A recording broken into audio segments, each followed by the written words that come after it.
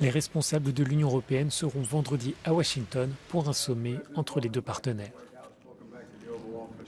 La présidente de la Commission européenne, Ursula von der Leyen, et le président du Conseil européen, Charles Michel, rencontreront le président américain Joe Biden pour une réunion consacrée, entre autres, aux questions commerciales. Mais la guerre entre Israël et le Hamas menace d'éclipser le sommet après une semaine de messages contradictoires de la part des Européens. I think that this topic can't not be in some way on the agenda.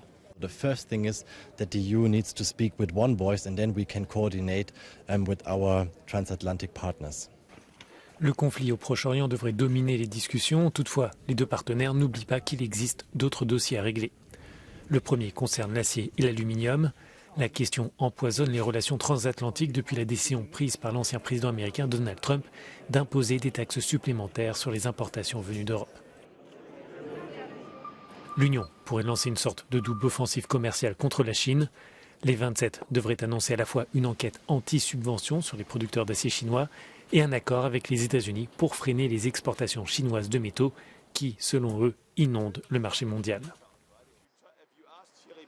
The solution that is being negotiated now is a so-called carbon club, or an agreement between the US and the United States to basically promote the production of sustainable, sort of decarbonized steel and put tariffs on countries that don't produce in a decarbonized way, aka, of course, China.